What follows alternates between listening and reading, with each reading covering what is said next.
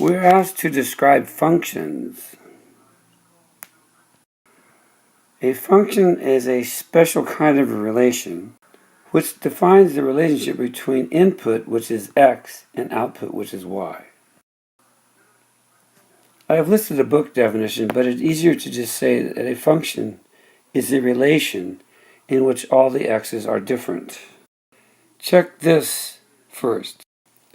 This is a function table, and it is a set of 4 different ordered pairs. If this set of ordered pairs is a function, all of the x's will be different. And we can see that every x is different. 0, 1, 2, and 3 are all different. So this relation, it is a function because all of the x's or inputs or domain, all the same word, are all different. Now check this one. Do you think this is a function? Check all of the x values, and you can see that these two 4s are the same. So this is not a function because some of the x's are the same. Okay, try this one. You can see that all the x values, which is also called input, they are all different. So this is a function. Now check this.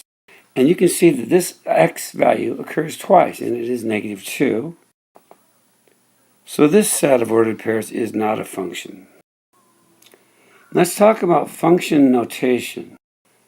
When you write an equation in function notation, you use f of x in place of y.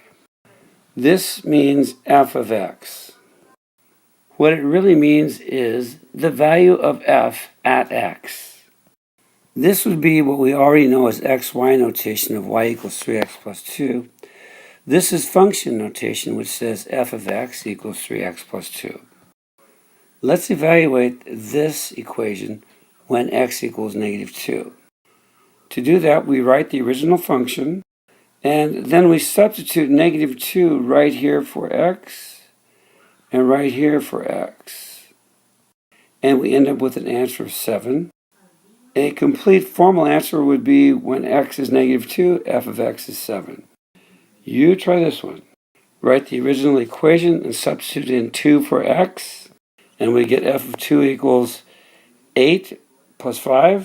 And finally, the function of 2 equals 13. Next, let's take a look at what's called a function table. Let's take a look at the table. The x values are listed here.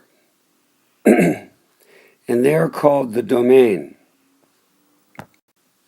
And if we were asked to list them, we would put -1 or -2, -1, 0, and 1. Next, let's look at the range, which is listed here. The range is really the y values. If we were asked to list the range, we would put 3, 4, 5, and 6.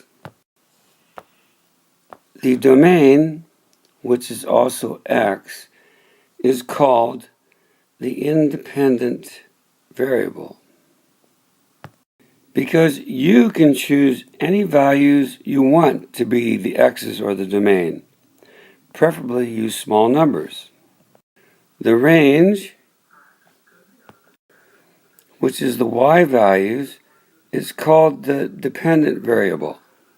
That is because the value of the range depends on what you choose for x to put into the equation, which produces our y values right here, which is also known as the function of x, or f of x. So f of x and y are really the same numbers. So here is what we do with this funny little box. We take the x values and we substitute it right here. So what this means is this function run with a -2 ends up giving me a 3. And this function, when I run it with a -1, I get a 4 because -1 plus 5 is 4. And this function, when I run it with a 0, I get 0 plus 5 is 5. And this function, when I run it with a 1, I get 1 plus 5 is 6. And also what this means is that we now have made an ordered pair of 1x, 6y, and 0x and 5y, and negative 1 and 4, that's x and y, and negative 2x and 3y. And those are graphable points. Now you try this one. I'm going to suggest you use small numbers like 0, 1, 2, and 3 for the x value, also known as the input or independent variable. Okay, time's up. I like to do these fast, so they all have a 7 in them here as the first part of the equation. We're going to be adding each time.